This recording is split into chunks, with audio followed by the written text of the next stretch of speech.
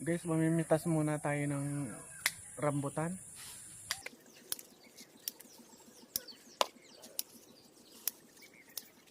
Hindi sabay-sabay mahinog guys. Ayan oh. Merong hinog na. Tapos merong medyo ayan katulad yan oh, green pa. Kaya ating pipiliin yung hinog lang.